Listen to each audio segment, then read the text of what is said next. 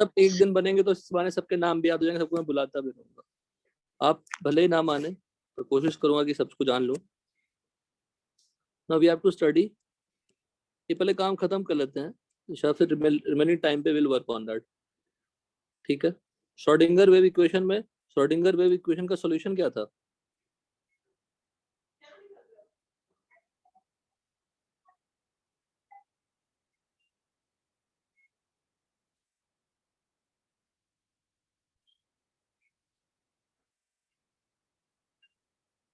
Schrodinger wave equation मैं लिख देता हूँ। फॉर वन इलेक्ट्रॉन वेव, एक एक one electron wave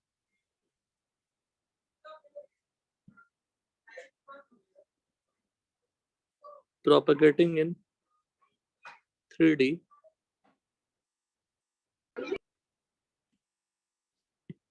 space is written as,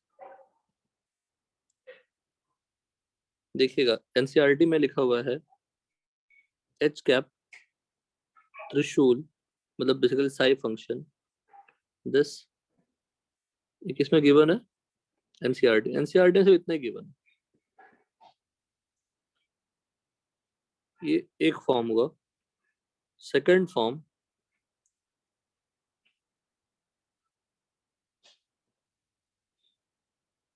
ये बताया था क्या मैंने? एच बार क्या होता है? एच बाय 2 पाई। ओके, तो एच बार मतलब एच बाय 2 पाई होता है। को रीड करते हैं direct H, this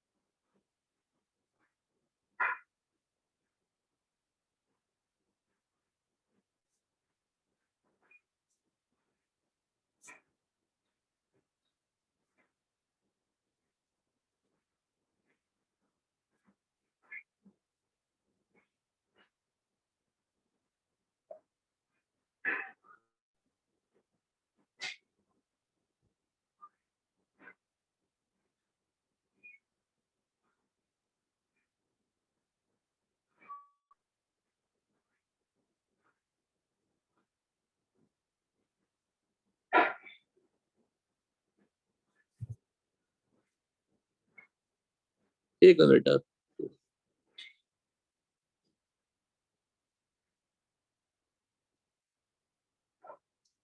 this plus you, देखिए इक्वेशन ये है इक्वल टू दिस। जो एक्चुअल हैमिल्टोनियन ऑपरेटर था मैंने वो लिख के दिखाया आपको।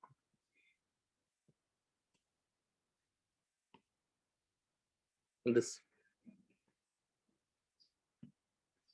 h bar square upon 2m। What is hm? h क्या है यहाँ पे?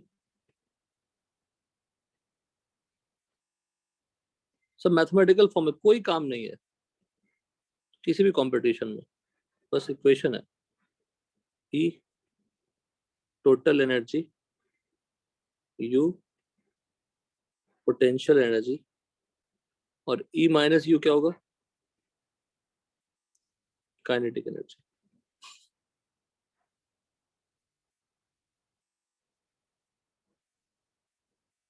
इसी को अगर आप रीअरेंज करेंगे इक्वेशन बनेगा del square phi del x square ये पार्शियल डेरिवेटिव है।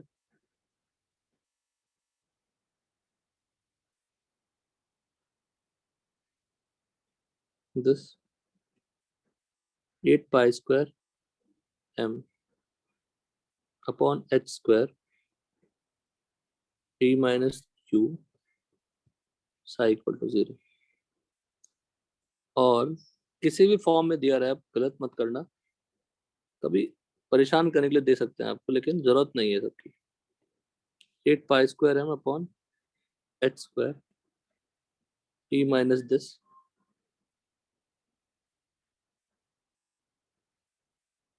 एक है बेटा।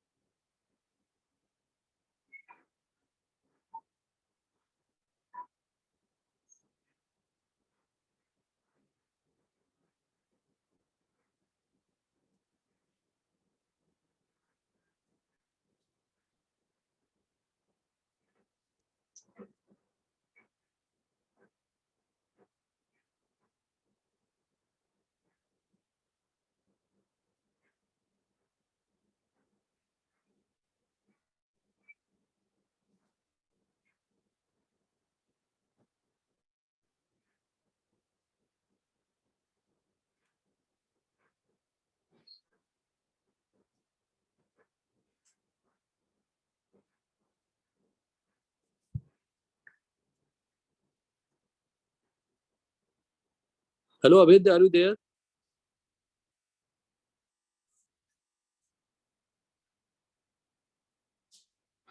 सेशन में रहते नहीं है, ज्वाइन करते हैं चले जाते हैं।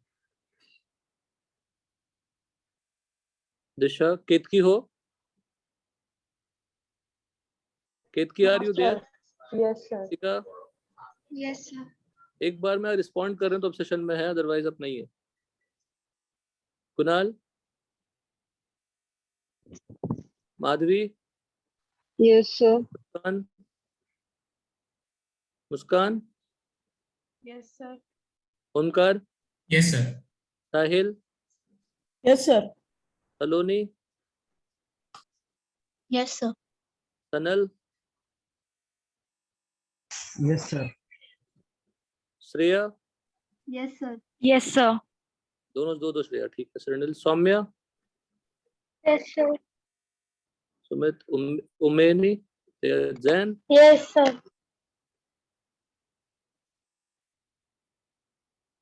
Jain, Jain yes Khan, sir. Okay.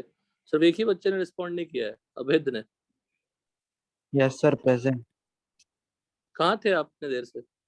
15 minute से। डोंट से एनीथिंग लाइक कि नेटवर्क इशू था, माइक नहीं था, वो नहीं था। कहाँ थे आप?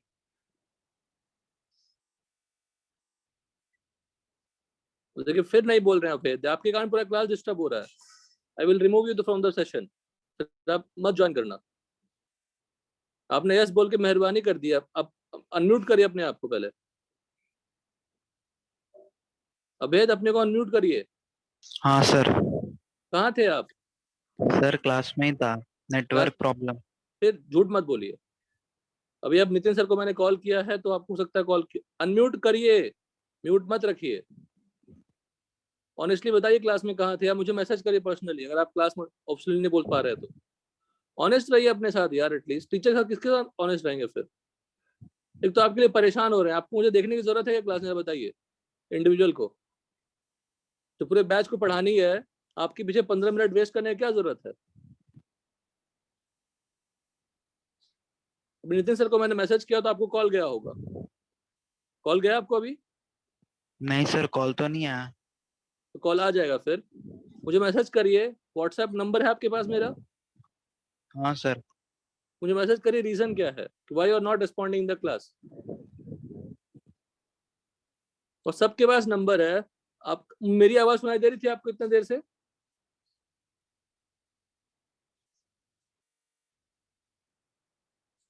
फिर देखो म्यूट कर लिया। जब तक आपका आपसे बात पूरी नहीं होती अनम्यूट रखिए। सर आपका आवाज लैग हो रहा था। मेरी आवाज लैग हो रही थी क्या? दिशा? नहीं सर। मतलब आपकी साइड से प्रॉब्लम होगी, पर आपकी सुनाई तो दे रहा था ना मेरी आवाज? नहीं सर, समझ नहीं रहा था। ये हो ही नहीं सकता भाई, इम्पॉसिबल है। तो मुझे समझ में आ जाता कि मेरी नेटवर्क कैसी इशू है।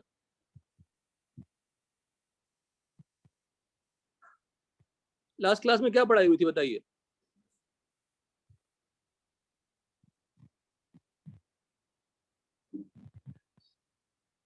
बताइए, लास्ट क्लास में क्या पढ़ाई हुई थी?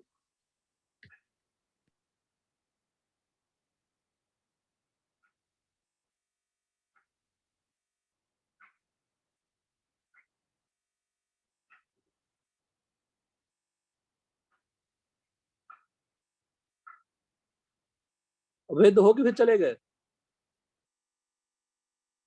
अभेद हो? अभेद नहीं हो सेशन में फिर से? देखिए फिर चले गए ये।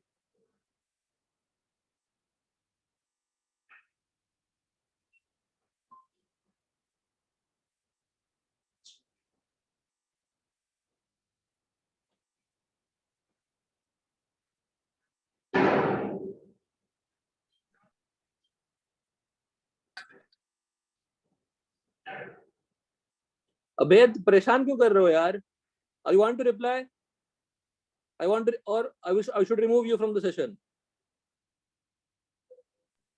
अभेद, लास्ट टाइम पूछ रहा हूं।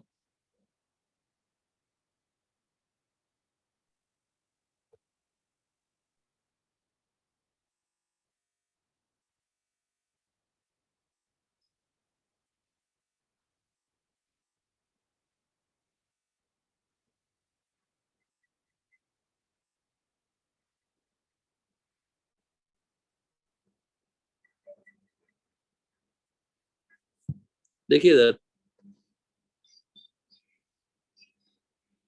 मतलब पढ़ाने के लिए इतनी परेशानी, बताइए। मतलब अनम्यूट रख नहीं सकते आप लोग? सनेल बताओ, सर। मतलब क्या मजाक है बताइए, व्हाट इज दिस?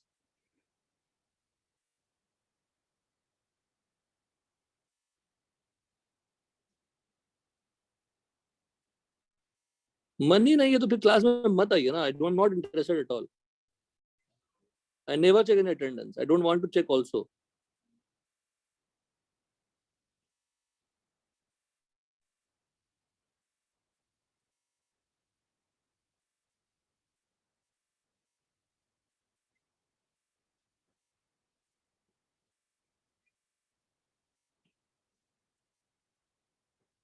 मैंने ये पूछा भी नहीं कि बुकलेट कितना किया, मैंने सिर्फ पूछा कि लास्ट क्लास में पढ़ाई क्या हुई है। ठीक है, अब बताओ मुझे, ये जो अबव इक्वेशन है, ये 2 डिग्री इक्वेशन है या 3 डिग्री इक्वेशन है? First order equation, second order equation है? अगर डबल डेरिवेटिव है तो is a second order differential equation, उसको ऐसा कहते हैं। अगर dy by dx होता सिर्फ, then it is what? First order differential equation.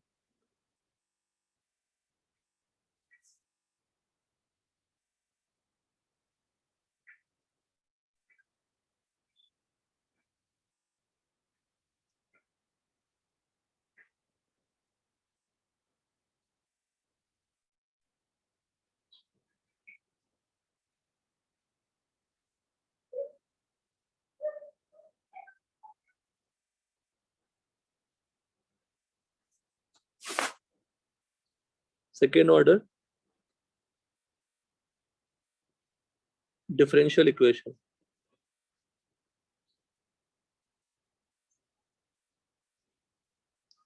इस सॉल्यूशन, इसके इनफाइनाइट सॉल्यूशन हो सकते हैं।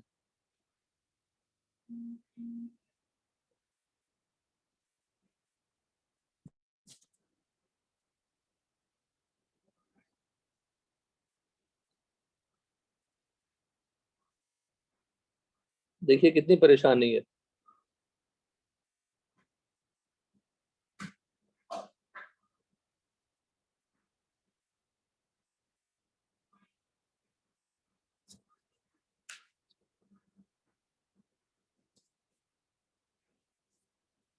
above equation is second order differential equation which have innumerable solution, yeah, many solutions.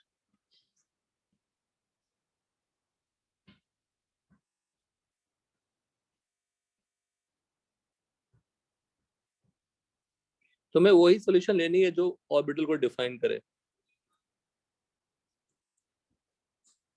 Many of the solutions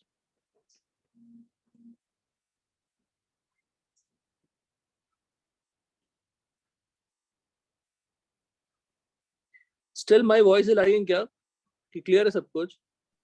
sir clear है. Clear? No sir clear है. Okay okay.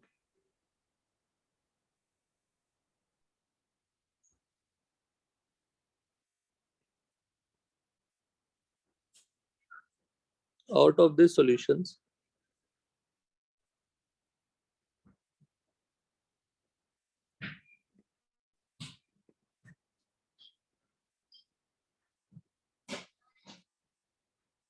मेरे साथ लिखिएगा बेटा सब लोग. हाँ. तो कितना अजीब अजीब इक्वेशन है ना, कोई काम नहीं, सिर्फ देखने में अच्छा लगता है, लोगों को पढ़ाने में अच्छा लगता है. मुझे नहीं लगता. तो बता दिया कि आपको ये सब इक्वेशंस हैं, ऑप्शंस में आ जाएंगे तो डरिएगा मत, कुछ टफ नहीं है और सबका शॉर्ट फॉर्म लिखा हुआ है. सबसे प्यारा इक्वेशन फर्स्ट वाला है, H threshold E threshold. Certain definite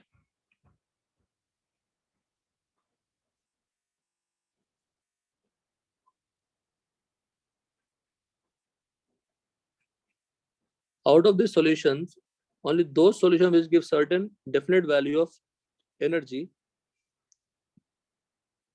of electrons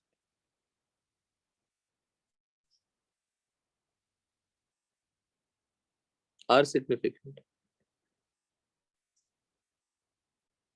already polar coordinates पढ़ाया था मैंने आपको कि नहीं पढ़ाया था? पोलर कोऑर्डिनेट्स, कार्टेशियन कोऑर्डिनेट्स की आइडिया दी थी.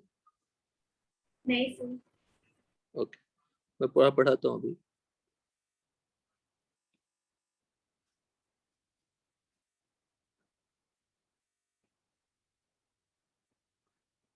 पिछले बार भी अवैध को मैंने कॉल किया था, फिर किसी और को बनाया था,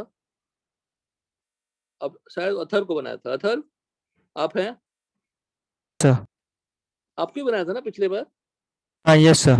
हाँ, इसलिए बनाया था कि अवैध को कॉल किया, उसने रिस्पॉन्ड नहीं किया था.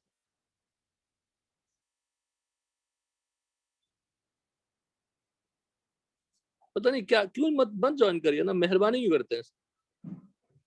किसको पढ़ना है? हमें पढ़ना है.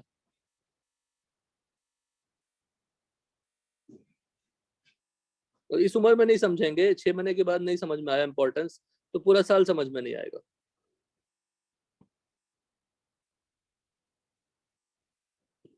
सिर्फ क्लास ढंग से पढ़ लेंगे, क्लास के वर्क को रिवाइज कर लेंगे, मेरी क्लास के लिए, मेरे सब्जेक्ट के लिए तो इनफ है.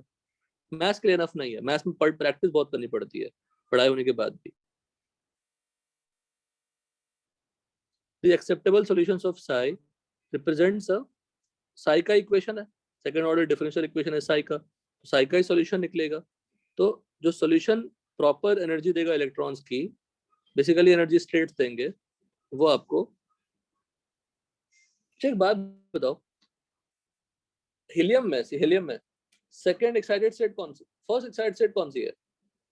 मैंने कभी पूछा नहीं आपसे. Second sir. गलत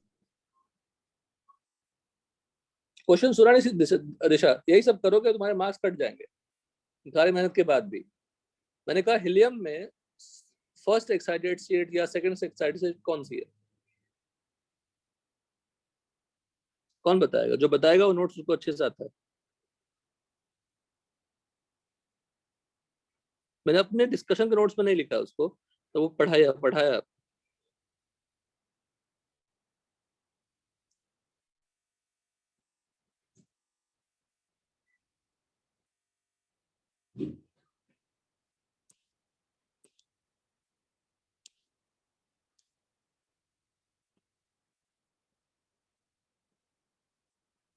डीजनरेसी पढ़ाने के टाइम पे पढ़ाया था.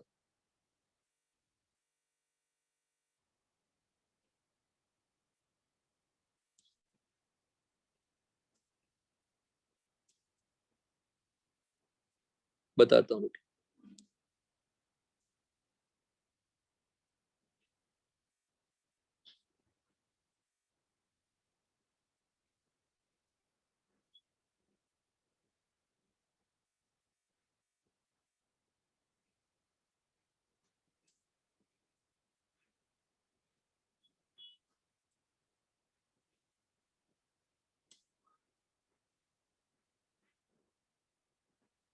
देखिएगा कैसे लिखता हूँ।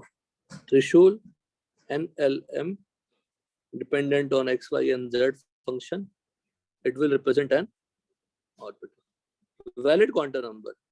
when अगर 3 है तो L3 नहीं ले सकते, like this. ये जो मैं एक्सपेक्ट कर रहा था आपसे वो पूछ रहा था। इलेक्ट्रॉनिक कन्फिगरेशन लिखने के टाइम पे आपको समझाया था कि 1s से बड़ा कौन है, 2s। और हीलियम क्या है, it is not single electronic atom, it is multi electronic. तो 1s से ज्यादा किसकी एनर्जी है, 2s की। फिर 2s से ज्यादा किसकी एनर्जी है, 2p की। फिर 2p से किसकी ज्यादा, 3s की। What is the ground state, this is the first, फिर सेकंड, फिर थर्ड। ये सब अलग अलग एनर्जी शेल्स हैं। तो 1s से 2s जाएंगे तो एक फोटोन एब्जॉर्ब होगा, 2s से 2p जाएंगे तो एक फोटोन एब्जॉर्ब होगा। But when you talk about hydrogen atom और H लाइक, तो 1s तो होता है, और 2s इक्वल टू क्या होता है, 2p होता है। 3s इक्वल टू क्या होता है, 3p इक्वल टू 3d होती है। तो इस केस में हम लोग फर्स्ट सेकंड थर्ड शेल कहते हैं। H लाइक का मतलब He plus, Li2 plus, beryllium 3 plus, like this. तो मल्टी इलेक्ट्रॉनिक में 2s 2p भी क्या है, अलग अलग एनर्जी स्टेट्स कहलाएंगे, अलग अलग स्टेट्स कहलाएंगे। 1s एंड 2s 2p सब क्या है, अलग अलग। तो फर्स्ट सेल सेकंड शेल नहीं होगा energy states. 1s 2s 2p 3s 3p 4s 3d सब एनर्जी स्टेट्स। क्लियर, क्लियर है सबको? हेलो, आवाज आ रही है? Yes, sir. हाँ, तो आवाज नहीं आ, लगता कि हैंग हो गया, पता नहीं, सिस्टम भी मेरा बहुत अजीब सा है। तो ये हो गया आपका दिस। यहाँ पे जितना पढ़ा रहा हूँ अभी सबके सॉल्विंग में कोई काम नहीं है। फिर आप बोलना चाहते हैं पढ़ा क्यों रहे हैं, थ्योरेटिकल है, तो ये आगे का डिस्कशन समझ पाएंगे आप। Acceptable solutions of Schrodinger wave equation must satisfy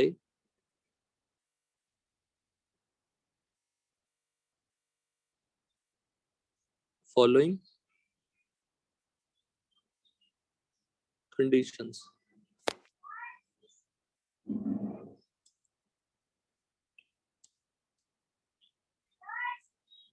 The function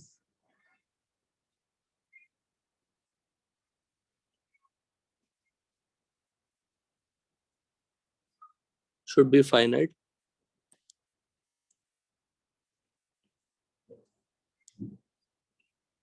It should be single valued.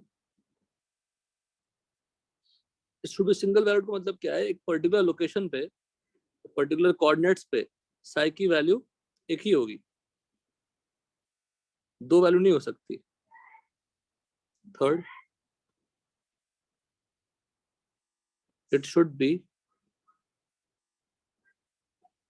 continuous function, मतलब कहीं पे ब्रेक नहीं होगा, ग्राफ कहीं डिसकंटिन्यूअस नहीं बनेगा। Next, significance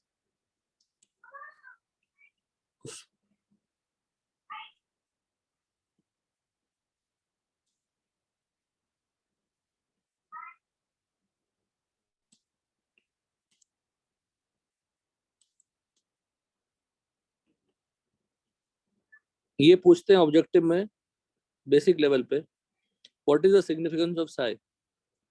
it represents the amplitude of electron wave function, but it has no physical significance. मतलब इससे कुछ इंफॉर्मेशन नहीं मिलता, सिर्फ ऑर्बिटल तो मिलता है, पर ऑर्बिटल से क्या करेंगे, उस क्वांटम नंबर को लेंगे तो।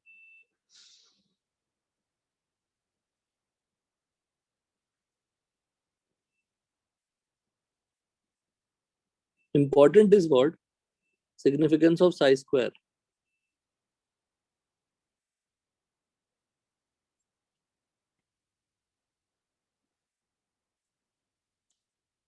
It is the probability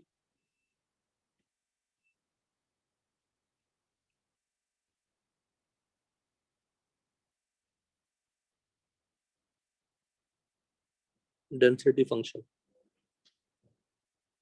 अब जो साई है वो पॉजिटिव नेगेटिव दोनों हो सकते हैं depending on the value x y and z, but अगर साई स्क्वायर कर दोगे तो it is always what? Positive. It is just like normal density बेटा. डेंसिटी में अगर वॉल्यूम मल्टीप्लाई करोगे तो क्या मिलेगा? मास मिलेगा.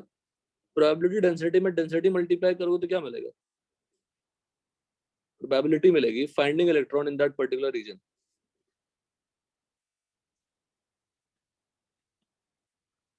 It determines the probability density, या आप probability ले सकते हैं, probability density लिख लेते हैं, और finding an electron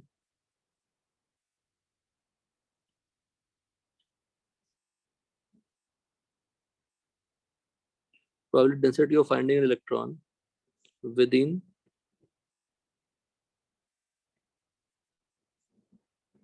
a thin spherical region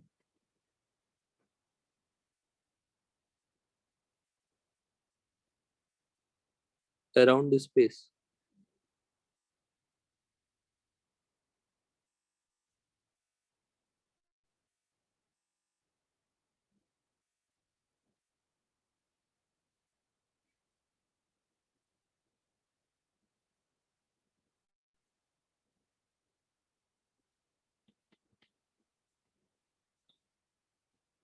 Due to spherical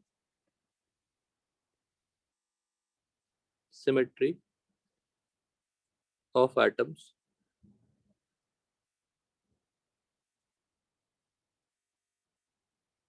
around the nucleus,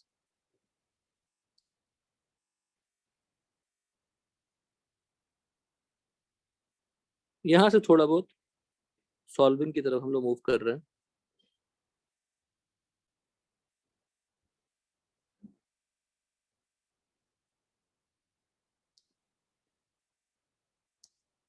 It is convenient to solve above equation in terms of polar coordinates. ठीक है, पहले पोलर कोऑर्डिनेट्स क्या है वो समझ लेते हैं. देखिएगा, बेसिक कोऑर्डिनेट समझ लेते हैं पहले. We have taken a point, definitely origin है, ये एक्स एक्सिस है, ये वाई एक्सिस है. हम पहले 2D समझाएंगे, फिर 3D आप खुद ब खुद समझ जाएंगे. एक पॉइंट लिया मैंने, P point, coordinate x y है, तो एक्स वाई किसका लेंथ है? यहाँ पे परपेंडिकुलर ड्रॉप करेंगे, ये लेंथ क्या होगा? What is this length? That height is y definitely. This length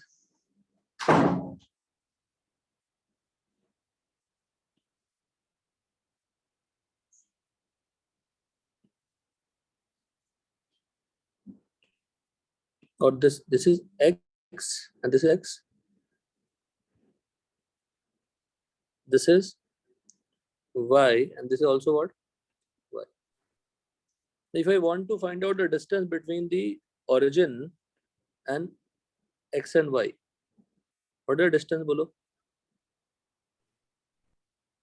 अगर मैं ये r ले लेता हूँ या OP, ये origin ले लीजिए. What is OP?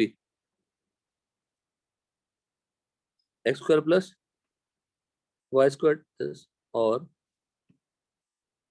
simply OP square is what? X square plus y square. यही होगा ना, right angle triangle. Yes. It's very simple thing. काम है इसका कंप्यूटर का काम है 1 मिनट बेटा.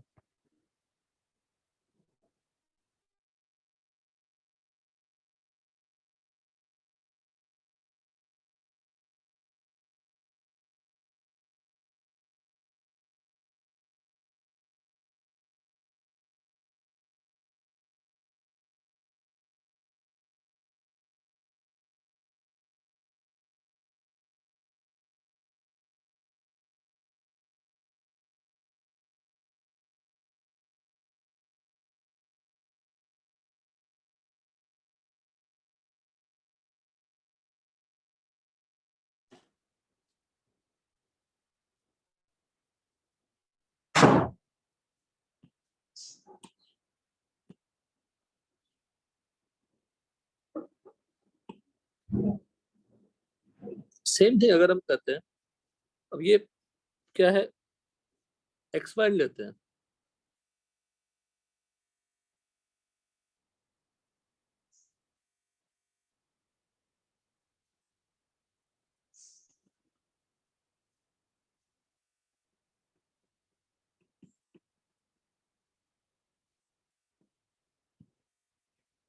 ये आर लेते हैं और थीटा लेते हैं. यहाँ पे एक्स वाई 2 वेरिएबल थे पी के पोजीशन को डिफाइन करने के लिए. There are 2 variables x and y. X and y are coordinates. We have taken r and theta. What is r? R will be this distance. It means OP is what? R. And theta is this angle, the line joining from origin to that point with the x-axis. That is theta. Can you tell me what is R cos theta and what is R sin theta? R cos theta is x and R sin theta is what? Y. So again we can define the coordinates of P, x and y in terms of what? R and theta. So 2 variable again we need here to specify the position of P. Same position but in a different format. So P and x, y को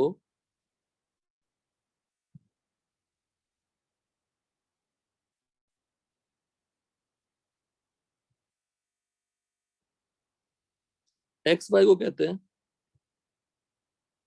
Cartesian coordinate और r theta को कहते हैं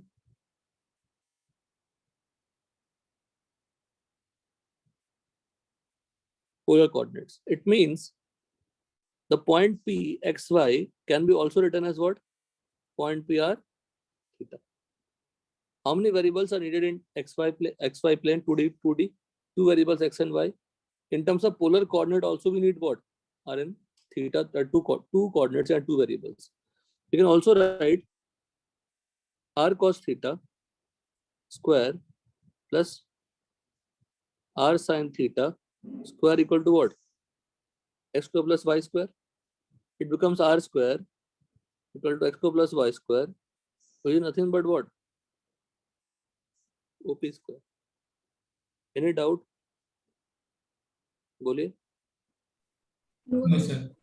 यही polar coordinates और Cartesian coordinate का inter conversion.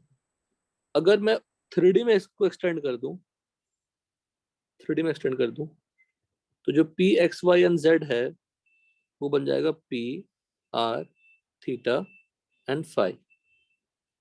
Again one more angle is needed for the 3D. यहाँ भी 3 वेरिएबल्स, यहाँ भी 3 वेरिएबल्स. सर के नोट्स में होगा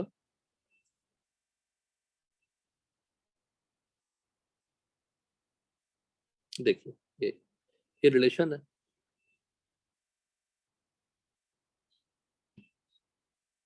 तो पोलर कोऑर्डिनेट्स में लिखने का रीजन क्या है आपको मैं समझाता हूँ क्यों लिखा हमने. अब ये लिखा हुआ है ये तो बेटा लेट्स बिकम लिटिल लेजी और ये उठा लेते हैं यहाँ से.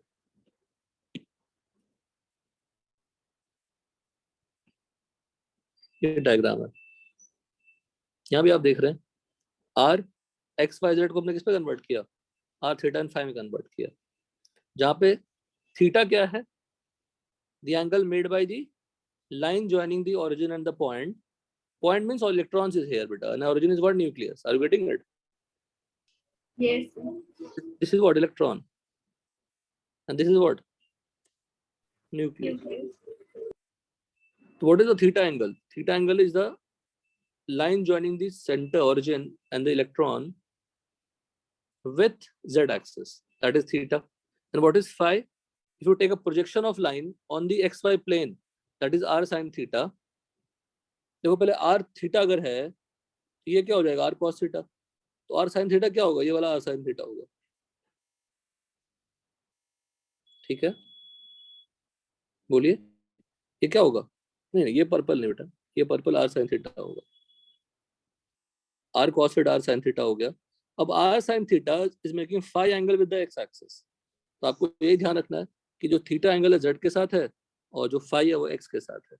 फिर r sin थीटा का फिर से हमने दो रेक्टेंगुलर कंपोनेंट लिया. तो r sin theta cos phi that is x के अंदर belong, r sin theta sin phi that is y के along. These are the terms. फिर एडवांटेज क्या मिला बताता हूँ. एडवांटेज क्या मिला? मोस्ट इंपॉर्टेंट एडवांटेज क्यों किया हमने सब काम.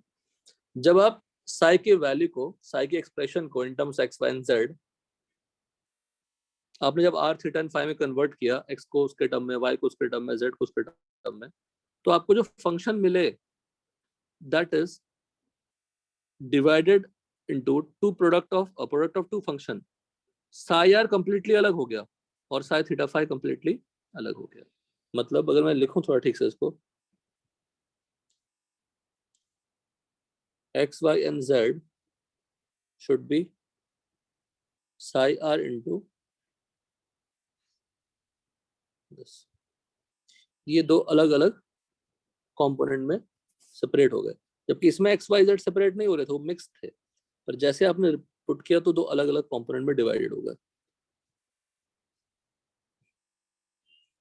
इसको r of r into a of theta and phi भी कहते हैं. एक ही बात है. जो r एंड r है वो सिर्फ किस पे डिपेंड करेगा? डिस्टेंस पे डिपेंड करेगा. कितनी दूर पे डिपेंड करेगा?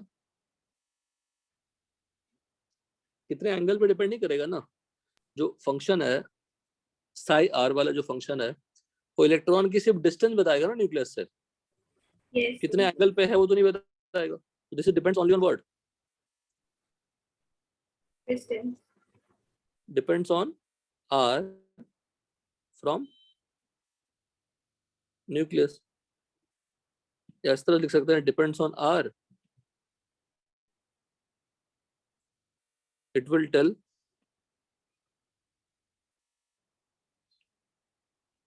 the distance from nucleus.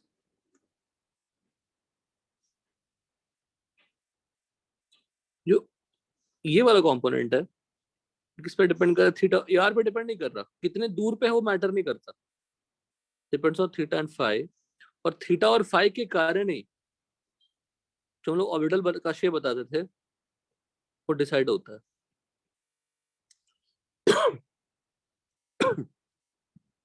अब सॉल्विंग के पॉइंट ऑफ व्यू से आर और r depends on which quantum number, वो इंपॉर्टेंट देखिए, depends on n l only. A वाला पार्ट. अच्छा एन क्या होती है? Orbit number, shell number. Distance बताता ना एन. एन तो बताता. अगर मैं बोलूंगा सिर्फ एस ऑर्बिटल तो क्या डिस्टेंस समझ में आएगी? नहीं और अगर सर. बोल दूंगा 3s तो डेफिनेटली थर्ड शेल की है तो डिस्टेंस समझ में आएगी. दूर होगा वो, 1s नजदीक होगा वो. तो थीटा और फाई शेप के बारे में बताता है, डिस्टेंस के बारे में नहीं बताता. Depends on L and am only. S तो आता ही नहीं है तो दिक्कत ही नहीं है. यहाँ तो कोई doubt? No sir. No, sir. ठीक है. अभी भी सॉल्विंग तक नहीं पहुंचे हैं. अच्छा सब सब इंट्रोडक्शन है. देखिए 3 types of function we have to study. NCERT में ग्राफ दिए हुए हैं, शायद 2 दिए हुए हैं, थर्ड नहीं दिया हुआ है. इन दिए हुए हैं और ग्राफ देख के डर ही लगता है. पर आप थोड़ा स्टडी कर लेंगे मेरे साथ तो ग्राफ इजी लगने लग जाएगा. 3 टाइप्स ऑफ फंक्शन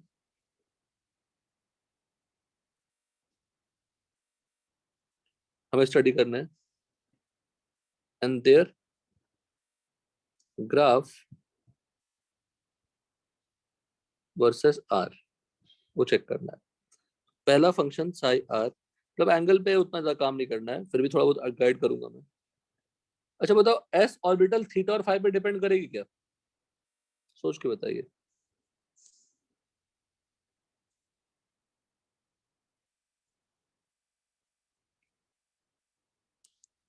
बताइए सोच के।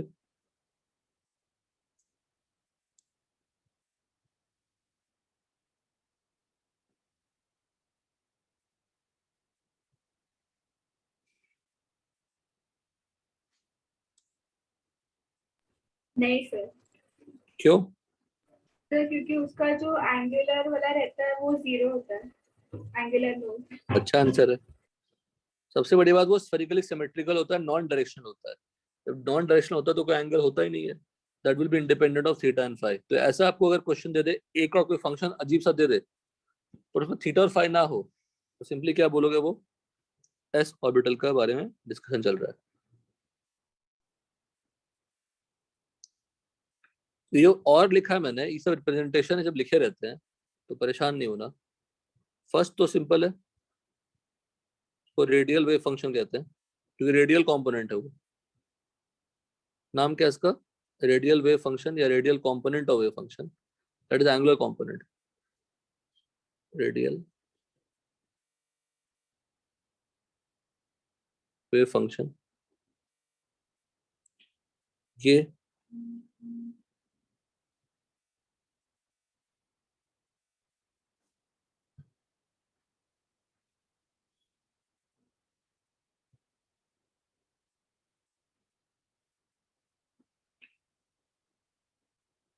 Radial probability.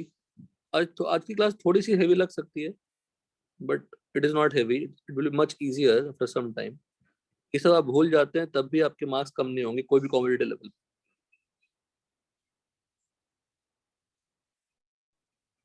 Radial probability density function और distribution function, sorry, radial probability distribution, 3 function पढ़ना है।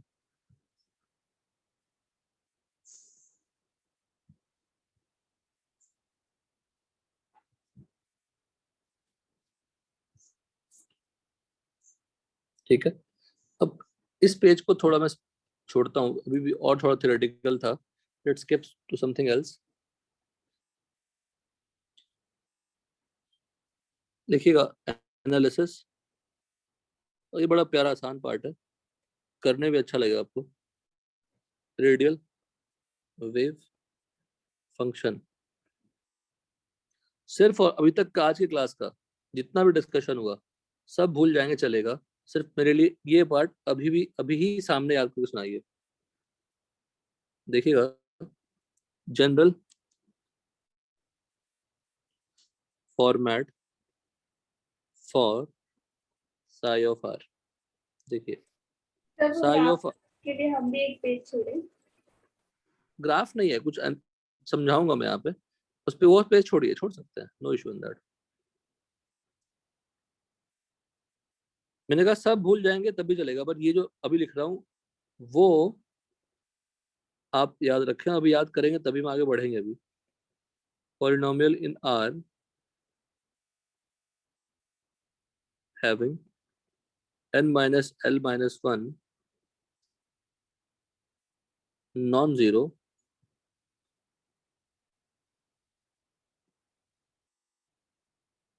Real roots into r s two. Equation देखिए, कोई भी ऑर्बिटल क्यों ना हो, उसका जो रेडियल कंपोनेंट है, कोई भी ऑर्बिटल के 2 कंपोनेंट हैं, रेडियल और एंगुलर। रेडियल कंपोनेंट पढ़ना है, एंगुलर पढ़ना भी नहीं है, लेकिन फिर भी बताऊंगा मैं आपको लास्ट में, क्योंकि आजकल श्रोडिंगर से क्वेश्चन पूछ रहे हैं, नीट में नहीं के बराबर आते हैं टफ क्वेश्चन, डायरेक्ट डायरेक्ट आते हैं, तो एक भी छूटेगा नहीं आपका। तो साई आर हम सीख रहे हैं रेडियल कंपोनेंट, इसमें एक के कांस्टेंट है। What is k? Constant. K n k dash है कांस्टेंट, कांस्टेंट भी बताऊंगा लास्ट में, कांस्टेंट कौन सी होती है, constant. e raise to minus r, तो ये एक्सपोनेंशियल फंक्शन हुआ। e raise to minus r कैसा फंक्शन हुआ बताइए। अगर r बढ़ेगा, खुद सोचो, r अगर बढ़ेगा तो e रेस टू आर भी क्या होगा, बढ़ेगा। But 1 upon e raise to r क्या होगा, कम होगा। 1 upon e raise to r क्या होता है, 10। अगर मैं कोई कांस्टेंट मल्टीप्लाई भी कर दूं तब भी क्या होगा, वो कम। तो e raise to r upon k dash second function decreasing function है, yes. Is decreasing function. आपको लगा मैथ्स पढ़ रहे हैं, केमिस्ट्री पढ़ ही नहीं रहे हैं। कभी एक समय था कि मैथ्स भी थोड़ा ठीक हुआ करता था, अभी तो केमिस्ट्री का खराब हो गया सब कुछ। डिक्रीजिंग फंक्शन विथ, बोलिए, आर, ठीक है। आर एस टू एल, तो ये हमने एक एनालिसिस कर ली। R s to l, l negative होती नहीं है। R s to l will be what, 1 if 0, any doubt? For R is 12 will non-zero if L is this. If L is non-zero and R बढ़ती है अगर, तो what will happen to R is 12? This. बोलिए, तो R is 12 क्या हो गया, Increasing function. increasing function with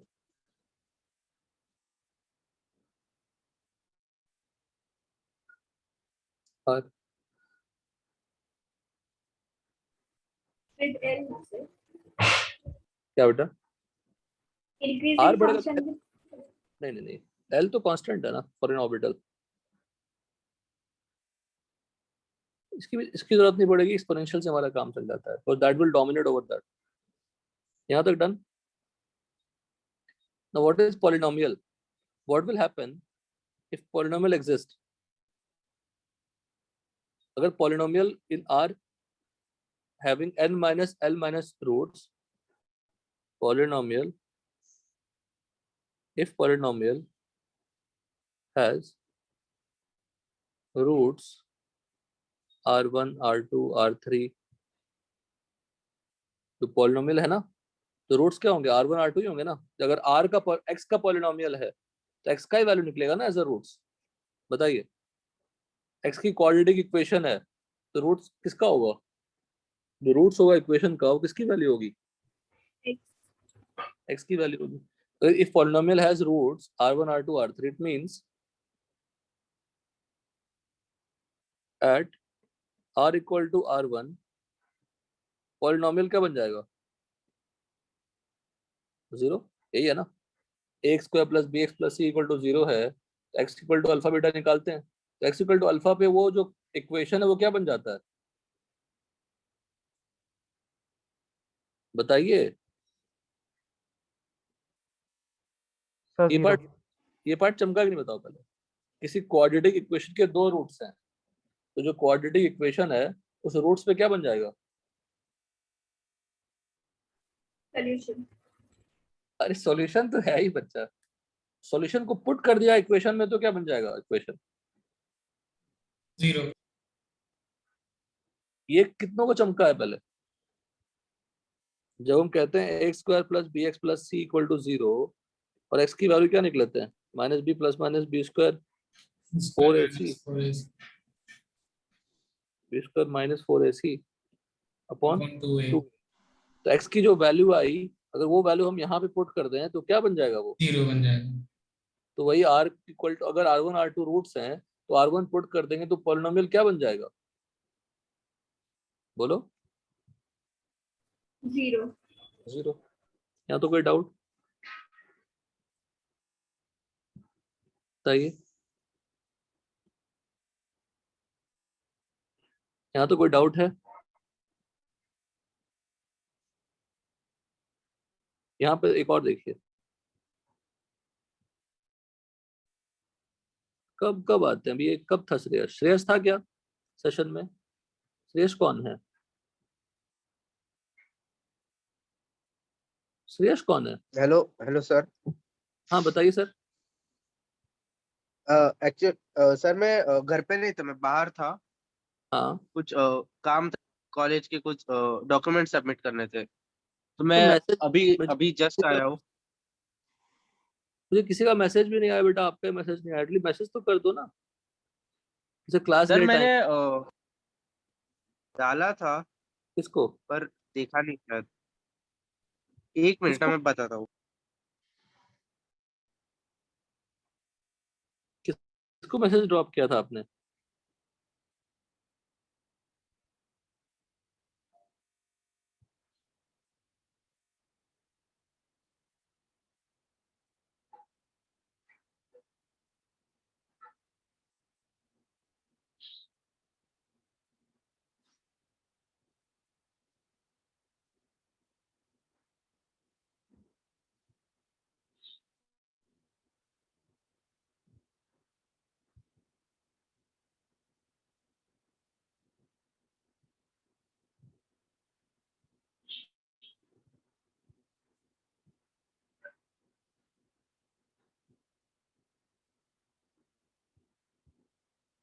Shreyas कहाँ चले गए? तुम्हारा आंसर का वेट कर रहा हूँ।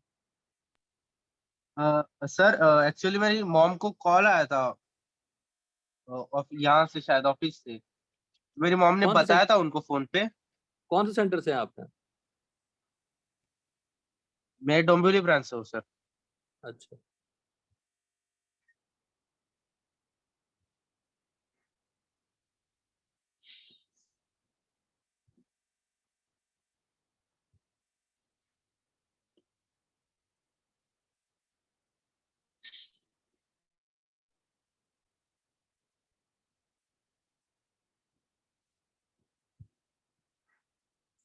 देखिएगा, ये पूरा एक साथ है और ये पूरा एक साथ है। और एक और चीज, e raise to minus r upon k dash कब जीरो होगा बताइए?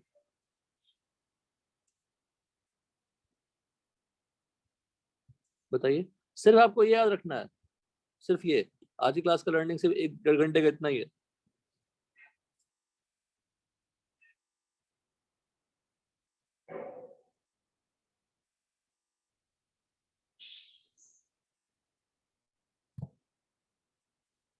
बताइए, इफ आर को जीरो पुट करूं, ई raise to r upon k dash क्या होगा बताओ?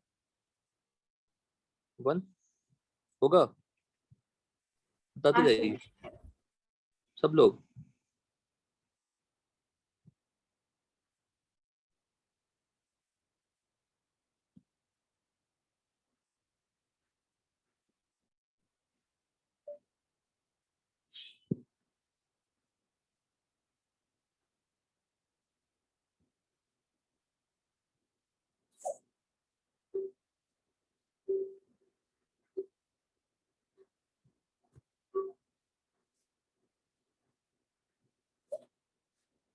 अगर आर इन्फिनिटी पुट कर दूं तो बताओ कि क्या वैल्यू होगा?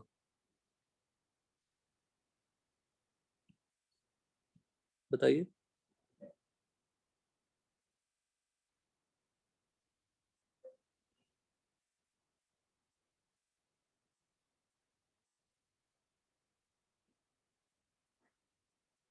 क्या हो जाएगा? जीरो।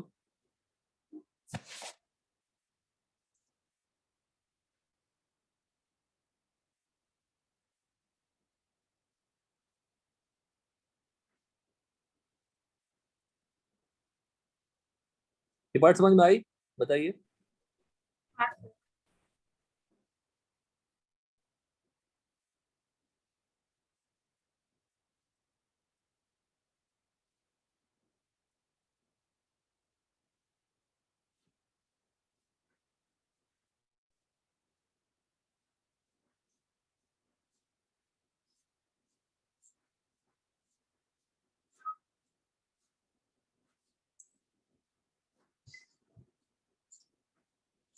ये हमने बेसिक एनालिसिस कर ली उस इक्वेशन की।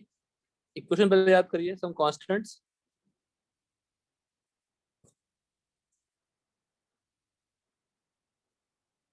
some constant into e raised to minus r upon k dash into polynomial in r having n minus l minus 1 non-zero real roots. मतलब r की वैल्यू जीरो नहीं हो सकती, r(l).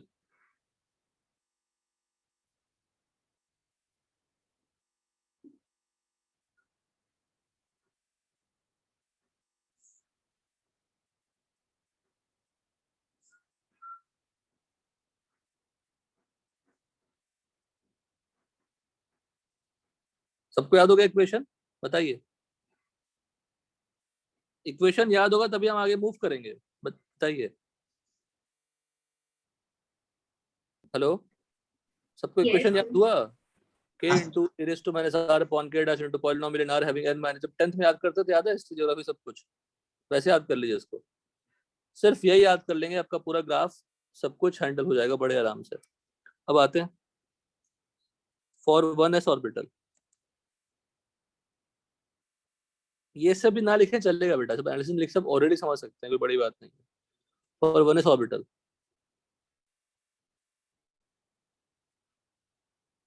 For 1s orbital n की value 1, l की value बताइए 0, n minus l minus 1 क्या होगा? बोलो, 1 माइनस 0 माइनस 1 क्या हो जाएगा? 0। कितने रूट्स हुए? बोलिए। अरे आप लोग हैं सेशन में कि नहीं है? है सर। तो कहाँ चले जाते हो? लिखा है n minus l minus 1 non zero real roots. अगर n माइनस एल माइनस 1 का वैल्यू 0 आ गया तो पॉलिनोमियल के कोई रूट्स हैं क्या? नहीं। तो सर। पॉलिनोमियल एग्जिस्ट करेगा क्या? नहीं। नहीं। k तो रहेगा लेकिन एक्सपोनेंशियल तो रहेगा। r(l) क्या बन जाएगा? r की किसी भी वैल्यू पे r(l) क्या बन जाएगा? तो फिर नहीं बोल रहे हो, वेरी टफ सवाल हम पूछ रहे हैं आपसे। l 0 है तो r(l) क्या बन जाएगा? 1। I will never ever ask any difficult question in class जब तक आप पढ़ेंगे। तो जो हम पूछते हैं वो बहुत सिंपल क्वेश्चन है, और जवाब नहीं देते तो लगता है कि आपको वो भी नहीं आती, और यू आर नॉट थिंकिंग। मैं कभी एक्सपेक्ट नहीं करता कि आप बहुत हाईफाई चीज पूछो और आपको परेशान करो, नेवर। बट सिंपल चीज तो पूछ ही सकता हूँ। अभी r(l) पूछ रहा हूँ तो आप नहीं बोल रहे हैं। l 0 है, r(0) क्या होगी बताइए? 1। तो पॉलिनोमियल एग्जिस्ट कर नहीं रहा बेटा, r(l) एग्जिस्ट नहीं कर रहा, सिर्फ एक ही चीज एग्जिस्ट करेगी ना, इतना ही एग्जिस्ट करेगा ना। बताइए, एनी डाउट इन दिस? बोलो। सर इसके आगे जो भी है r(l) और वो पॉलिनोमियल सबका मल्टीप्लिकेशन है ना, हाँ तो तो अगर खत्म वो हो गया ना। 0 आ रहा है तो सब 0 हो जाएगा ना, तो ये भी कैसे रहेगा? कौन 0 कहाँ आ रहा है? 0 कब आ गया? रूट्स ही नहीं तो 0 कैसे होगा? n माइनस l माइनस 1 0 आ रहा है ना। अरे ये देखिए, इसलिए मेडिकल वालों को मैथ्स पढ़ना चाहिए, तो मैथ्स पढ़ो थोड़ा बहुत। दिशा, हाँ सर। क्या लिखा है बताओ? Polynomial in are having this roots. अगर किसी इक्वेशन का रूट्स नहीं है तो वो कांस्टेंट होगा ना। अगर ax प्लस बी वाई का रूट है तो x की वैल्यू क्या होगी? Minus b y a. Any doubt? No. X square plus b x plus c का वैल्यू 0 है तो x की 2 रूट होगी। पर अगर रूट्स ही नहीं है, तो जब रूट्स ही नहीं है तो उसकी वैल्यू 0 हो सकती है क्या? बताइए। नहीं। इस ब्रैकेट के अंदर किसी चीज की वैल्यू 0 है तो या तो वो खुद 0 है, हाँ। या तो वो खुद 0 है, या तो उसके रूट्स पे 0 होगा वो। और जब Yes. रूट्स ही है तो वो 0 होगा क्या? नहीं। तो वो कांस्टेंट होगा समथिंग। अब k कांस्टेंट है, पॉलिनोमियल वाला पार्ट भी अगर एक कांस्टेंट है तो कांस्टेंट कांस्टेंट मल्टीप्लाई कांस्टेंट ही रहेगा ना। हाँ। अंडरस्टूड और not? Yes sir. And r(l) becomes what? r(l) 1। इतने हमारे पास वैल्यू आ गए। अब मुझे बताइए, r की वैल्यू अगर 0 है तो साई r की वैल्यू क्या है? k। r की वैल्यू अगर इंफिनिटी है तो साई r की वैल्यू क्या हो जाएगी? हमने ऊपर लिखा है एनालिसिस, प्लीज चेक। Yes. सब लिखा है. Done. You don't have to memorize it or don't have to write it. You just analyze it. अगर पॉलिनोमियल एग्जिस्ट ही नहीं कर रहा तो उसको लिखेंगे ही नहीं. It's a constant only. ये लिख दिया हमने. अब ग्राफ कहाँ से स्टार्ट होगी? अगर ग्राफ बनाऊंगा तो सायार की जो वैल्यू है कहाँ से स्टार्ट होगी? यहाँ सायार लिख देते हैं.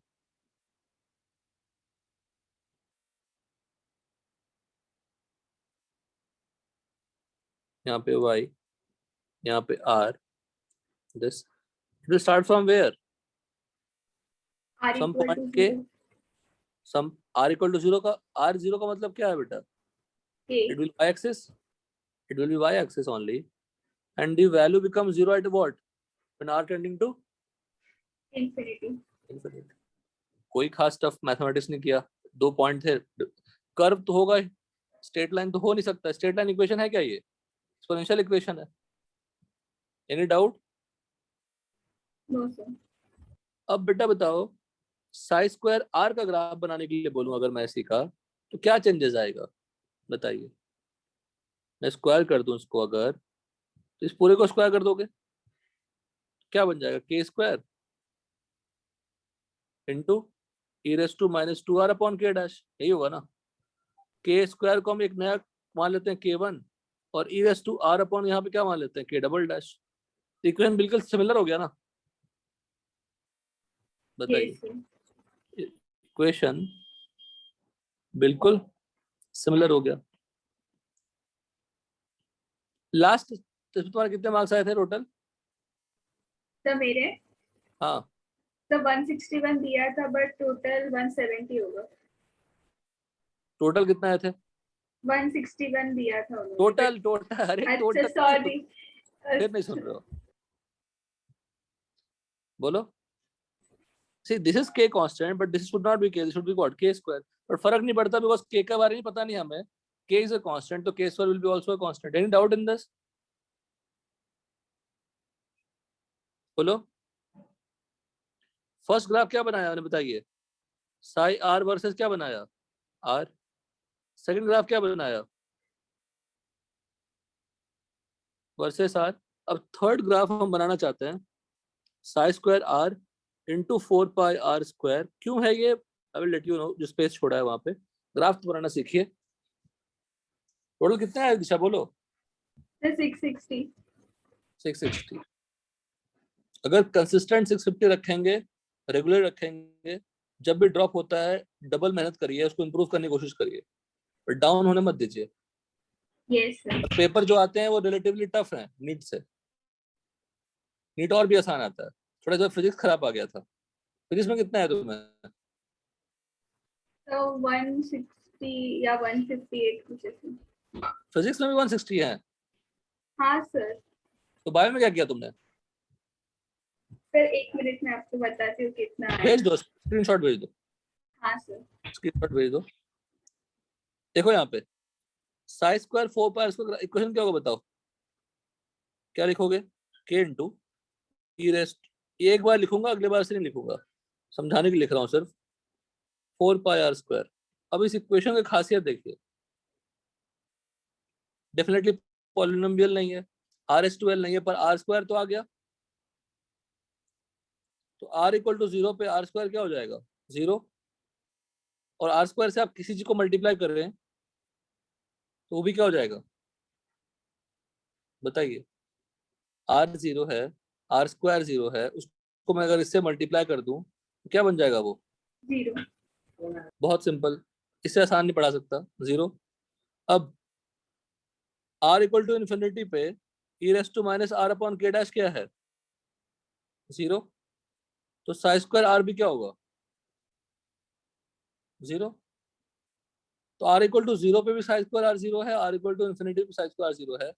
और डेफिनेटली साई स्क्वायर r अगर 0 है, साई स्क्वायर r नहीं बेटा, Sai square r into 4 pi square 0 है ना. जो हमारा ये पूरा इक्वेशन है, इसको y पे प्लॉट करनी है. 0. तो psi square r into 4πr² की वैल्यू किस किस पॉइंट पे 0 है? बोलिए। π² इंटू 4πr² किस किस पॉइंट पे 0 है? r=0 पे भी 0 है। r equal r=0 पे to 0 क्यों हुआ? बिकॉज ये r² 0 हो गया ना। Yes, r sir. =∞ पे 0 क्यों हो गया? बिकॉज एक्सपोनेंशियल टर्म 0 हो गया ना। yes अगर किसी फंक्शन में r² r³ r3 r4 कुछ भी आ जाता है तो r की वैल्यू 0 पे फंक्शन 0 हो जाएगी। तो ग्राफ कैसा होगा? अच्छा ये बताओ, π² इंटू 4πr² की वैल्यू हमेशा क्या होगी? पॉजिटिव या नेगेटिव? पॉजिटिव ही होगी। वो πr कुछ भी हो पर π² क्या हो जाएगी? positive और π² लिखने का तरीका है, it is nothing but πr का बोलो whole square होल स्क्वायर। कुछ है नहीं, वो तो बस नोटेशन हुआ। तो it will start from where? Origin. ऐसा ग्राफ जाएगा क्या? नहीं, ये नेगेटिव हो नहीं सकता। तो ग्राफ कैसा जाएगा? Any doubt? बोलिए no sir किसी को। ये इधर और ये आर इस तरफ। Done? Any doubt in this? बताइए।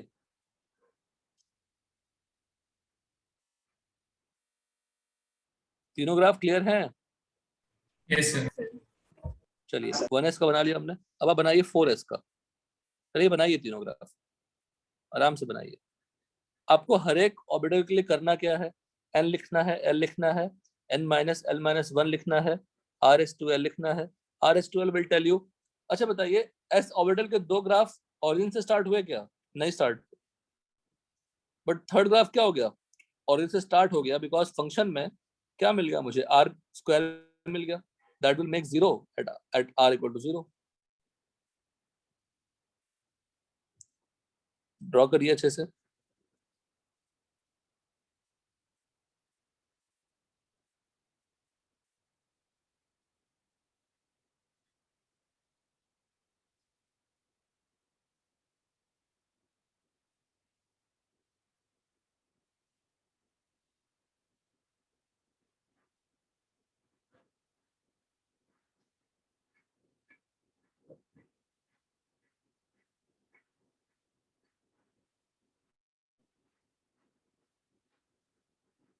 देखो मार्क्स कम ज्यादा होंगे तो उससे मैं परेशान मत होना, लेकिन हमेशा स्कोर करने की कोशिश करो, ज्यादा बढ़ाने की कोशिश करो। कम आए तो और मेहनत करो। तो कोई नेगेटिव मोटिवेशन नहीं होना चाहिए। yes sir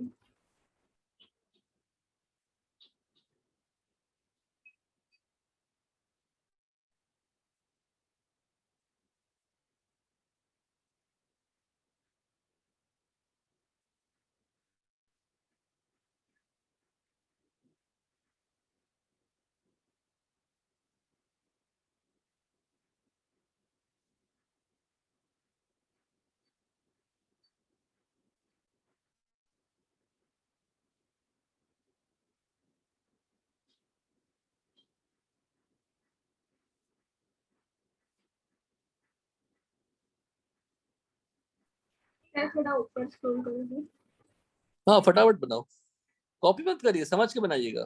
कोई दम नहीं है ग्राफ में, कुछ कुछ भी आदमी करना एक्सेप्ट वर्ड। क्या कहा हमने आज? जनरल फॉर्मूला बस सब सब एनालिटिकल है, आप समझ के खुद से कर सकते हैं सारे। इतने डिस्क्रिप्टिव मैंने कभी लिखा नहीं था, इतना लिखा था कि आप समझें, आप अच्छे से। सामने है नहीं, इसलिए समझाना मुश्किल होता है। We should write everything.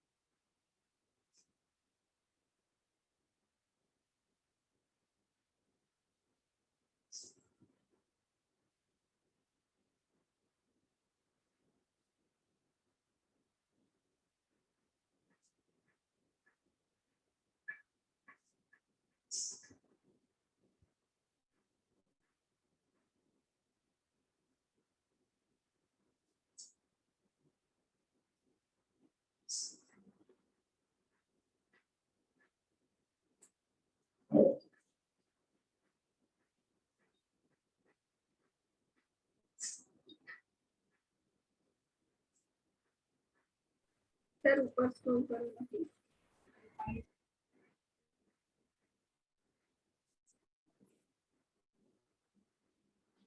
सब आराम से लिखिए and try to draw the same three graphs for 4s or 5s. Any take any orbital, doesn't matter. 4s orbital or 5s orbital, doesn't matter. And first analyze it.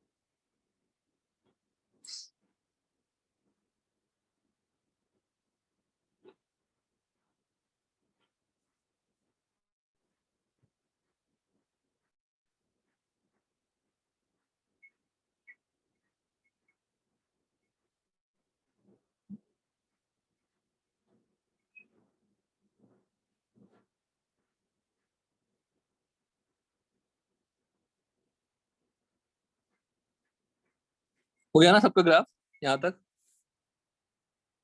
Yes sir. ठीक है, तो आप क्या करिए, वैसे आप try करना homework में, अभी तो 4s का मैं डिस्कशन करूंगा, 4s या 5, कौन सा बना रहे हैं, 4s या 5s? 4s. 4s बनाइए और try to draw all the three graph side by side, तो कंपैरिजन में भी आसान होता है।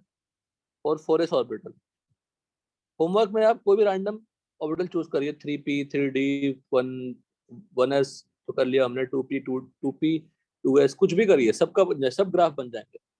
Now n equal to 4, l equal to 0, n minus l minus 1 क्या हो गया, 3, 3. तो कितने नॉन जीरो रूट्स होंगे, 3, मतलब उस 3 रूट्स पे पॉलिनोमियल क्या होगा, बोलो, 0। 3 रूट्स का मतलब क्या, r1 r2 r3, ये सब किसके वैल्यू होंगे, r की वैल्यू होंगे ना, वैल्यूज ऑफ r, इस पे पॉलिनोमियल बिकम 0, तो Sai r also becomes what,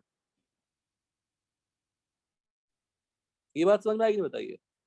roots कौन से होंगे वो मैटर नहीं करता, निकालना भी नहीं हमें, हमें जानना है कि 3 रूट्स होंगे तो 3 बार वो क्या फंक्शन, वो फंक्शन क्या बनेगी, 0 बनेगी, पर r इक्वल टू 0 पे फंक्शन 0 नहीं बनेगा। तो again the graph will start from where,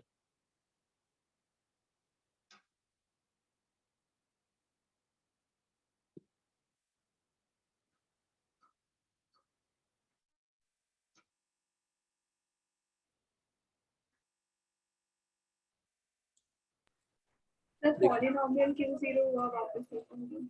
ये देखो फिर से फंस गया सुमित, हाँ सर। तो फिर से वही सवाल, एक्सप्लेन करो तुम। सर वो पॉलिनोमियल्स के 3 रूट है, मतलब अगर हम पॉलिनोमियल में वेरिएबल के प्लेस में अगर वो रूट्स सब्स्टिट्यूट करेंगे तो हमें 0 मिल जाएगा, तो सर उसी टाइप मिलता से है a pi square plus bx plus c, हाँ सही है, बिल्कुल very good. Sir a but वो स्क्वायर प्लस 0 कैसे होता है? कैसे होता है? I will tell you. x equal to alpha beta, इस अल्फा को पुट करोगे a alpha square b alpha plus c equal to, जब सॉल्व करोगे अल्फा का रूट जो आएगा रूट को पुट कर दोगे यहाँ पे तो 0 आ जाएगा। Okay sir. अगर आप चेक करना अल्फा बीटा का रूट क्या होता है, माइनस बी प्लस माइनस, उस वैल्यू को पुट कर देंगे आप उस इक्वेशन में ना, वो 0 आ जाएगा। सिमिलरली ये हर एक पॉलिनोमियल पे एप्लीकेबल है। Okay clear? Yes sir. तो अगर वो पॉलिनोमियल 0 हो गया तो psi r भी 0 हो जाएगा ना, because psi r has one component is what? There are 3 to 4 components ना। अगर जनरल पे ध्यान दो, एक कांस्टेंट है, क्या क्या है बताइए? एक कांस्टेंट, एक एक्सपोनेंशियल, अलजेब्रिक और एक RS12।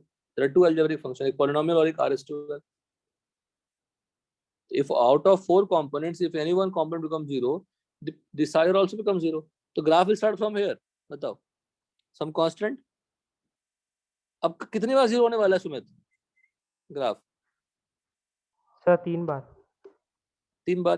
तो 0 का मतलब वो ग्राफ कट करेगा ना उस एक्सिस को। जैसे ऊपर वाले ग्राफ में कब 0 हुआ बताओ? फंक्शन इन्फिनिटी पे 0 हुआ ना। Yes sir. जो ग्राफ कहाँ पे 0 टेंड कर रहा है बेटा बताओ? यहाँ पे साई की फंक्शन क्या हो रही है? 0 हो रही है ना। बोलो। हाँ सर। अच्छा मैं एक स्ट्रेट लाइन बनाता हूँ, ये स्ट्रेट लाइन का वैल्यू 0 कब हो रहा है बताओ? पूछो, कुछ पूछ रहे थे आप?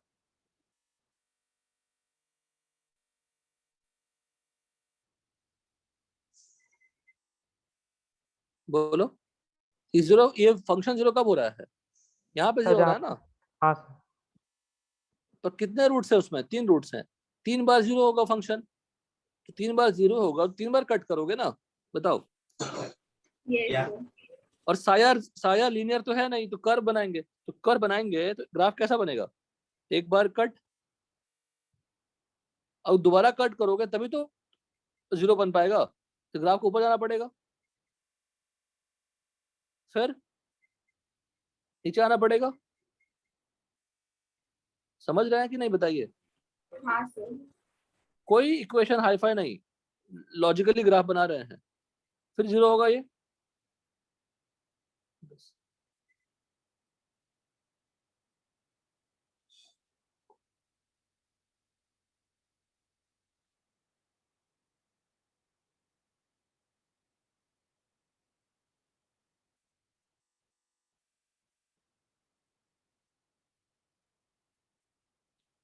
तो कितने बार फंक्शन 0 हुआ? 3 बार नॉन जीरो रूट्स पे, 3 बार नॉन जीरो रूट्स पे और 1 बार इंफिनिटी पे। यस। टफ है सेक्शन, थोड़ा टफ है, बट टफ तो नहीं कहेंगे हम, क्योंकि हर चीज समझाई जा रही है अच्छे से। सिर्फ पूरे 1.5 घंटे क्लास में एक क्वेश्चन याद करने बोला है। ये सभी क्या है? ये सभी रेडियल नोट्स हैं। क्या है? Radial notes. क्योंकि वहां पे साई आर 0 हो रहा है, साई आर 0 होगा तो साई स्क्वायर आर भी 0 होगा, साई स्क्वायर आर भी 0 होगा तो psi square r 4 pi square भी 0 होगा, तो प्रोबेबिलिटी 0 हो जाएगी। इट मींस वो सब क्या है? रेडियल नोट्स हैं, नोट्स हैं, सब क्या है? Radial notes.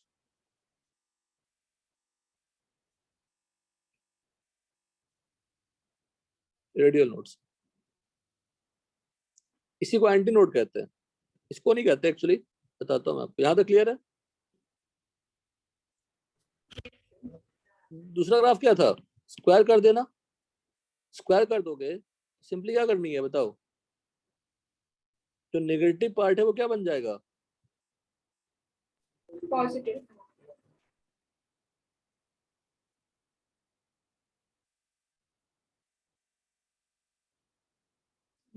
बढ़िया।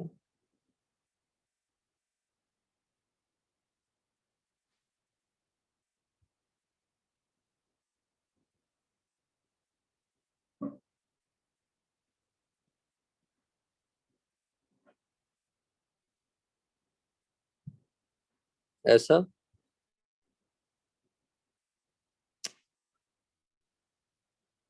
ऐसा तो पीक की हाइट कम होती है, ये भी ऑब्जर्व करिए, ये भी मैंने यहाँ पे दिखाया है। डन। यस सभी रेडियल नोड्स थे, अभी भी रेडियल नोड्स हैं, पोजीशन बदला नहीं है। अब थर्ड ग्राफ क्या होगा बताओ? Psi square r 4 pi r square. Third graph में क्या चेंजेस होने वाली है बताइए? 0 से स्टार्ट करेंगे। वेरी गुड, क्या फिर से बोले एक बार? 0 मतलब ओरिजिन से स्टार्ट होगा। क्यों ओरिजिन से स्टार्ट होगा? वेरी गुड, बहुत अच्छा आंसर है। क्यों? क्योंकि आर साई स्क्वायर आर में हम लोगों ने क्या ऐड कर दिया? आर स्क्वायर भी ऐड कर दिया, और r square become 0 at r equal to 0।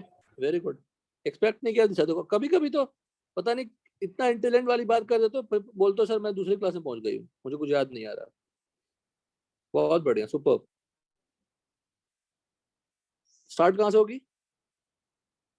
Origin से। आप देखिए मैं यहाँ पे क्या कर रहा हूँ, रेडियल नोड्स कहाँ कहाँ हैं?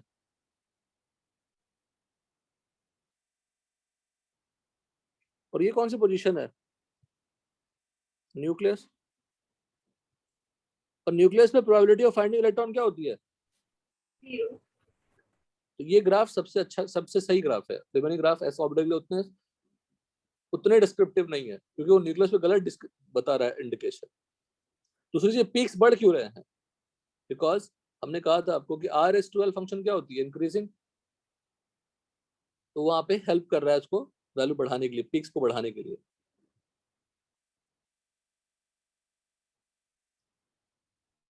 और ये सब क्या है? Anti nodes. ये कौन सी पोजीशन है जहां पे प्रोबेबिलिटी ऑफ फाइंडिंग इलेक्ट्रॉन क्या होगा? हाईएस्ट। Is maximum. थैंक्स भूमि बेटा। एक ही बार डिस्टर्बेंस होगी, 20-25 दिन में आपको एक बार आएंगे, इसी बहाने आपको समझूंगा, जानूंगा भी, नाम भी याद हो जाएगी आपकी। ठीक है, ये रेडियल नोड्स हो गए। रेडियल नोड्स पे इलेक्ट्रॉन्स नहीं मिलते, प्रोबेबिलिटी क्या होती है? 0। 0। ये 3 ग्राफ हो गए। Try to draw the graph for, homework देखिए, 3s 3p 3d। कोशिश करना तीनों का ग्राफ अलग अगल बगल हो, छोटा ग्राफ बनाना। 3 ग्राफ है, ये 3s के तीनों ग्राफ, ये 3p के तीनों ग्राफ, ये 3d के तीनों ग्राफ। डन। यस पूरे क्लास की लर्निंग सिर्फ क्या है? k इंटू, जाते जाते बोल दीजिए, k into e to the power minus r r upon upon k k dash dash two. in the बोलो। polynomial in r having n minus l minus तो 1 जैसे non-zero। x square plus bx plus c होता है x का quadratic, यहाँ पे polynomial r का है। अब क्वाड्रेटिक हो सकता है, लीनियर हो सकता है, नहीं भी हो सकता है। ठीक है ना? जैसे यहाँ पे हमारा जो पोलिनोमियल था क्यूबिक था, बस 3 रूट्स थे ना। 3 रूट्स का मतलब क्या है? 3 रूट्स का मतलब क्यूबिक इक्वेशन। 2 रूट्स का मतलब क्वाड्रेटिक इक्वेशन। 1 रूट का मतलब लीनियर इक्वेशन। कोई रूट्स नहीं है तो एग्जिस्ट ही नहीं करेगा। डन। Yes, sir. तो ग्राफ से क्वेश्चन भी आएंगे टेस्ट में, तो बना दीजिएगा। शायद नहीं आएंगे, लेकिन आप बना दीजिएगा अगर आएंगे। सर हाँ बोलो। सर रिडॉक्स रिएक्शन में जो रहता है ना बैलेंसिंग इक्वेशन, तब उसको हाँ। आयोनिक फॉर्म में कन्वर्ट करने को नहीं हो रहा है सर। क्यों? कौन सा इक्वेशन नहीं हो रहा? सेंड करना, I will revert back to you. Okay sir. कोई सॉल्ट है बेटा, उसी को आप आयनाइज कर सकते हो, CO2 को ब्रेक नहीं कर सकते। सर अभी तत्व में जो क्वेश्चंस दिए ना बैलेंसिंग के लिए, वो भी नहीं मतलब हो रहा है भेजिए, आयोनिक में कन्वर्शन। भेजिएगा मुझे। Okay sir. वो कुछ मिस, थोड़ा बहुत मिस हो रहा होगा बेटा, प्रैक्टिस आ जाएगी वो सब, फिर आपको मजाक ही लगेगा। जैसे K2SO4 को ब्रेक कर सकते हैं, H2SO4 को ब्रेक कर सकते हैं, एसिड बेस सॉल्ट इनको ब्रेक कर सकते हैं। कोवेलेंट कंपाउंड को जनरली ब्रेक नहीं कर सकते एक्सेप्ट एसिड बेस। बेस भी नहीं, एसिड बेस भी जनरली नहीं होता, बेस सॉल्ट जैसा ही होता है, Na+OH- ब्रेक कर सकते हैं। H2SO4 को H1 को ब्रेक कर सकते हैं, बट CO2 को SO2 को इन सबको ब्रेक नहीं कर सकते, H2O को ब्रेक नहीं कर सकते। बस वही ध्यान देना होता है, ठीक है ना। अब भेजना, मुझे चेक कर लेता हूँ मैं। Okay sir.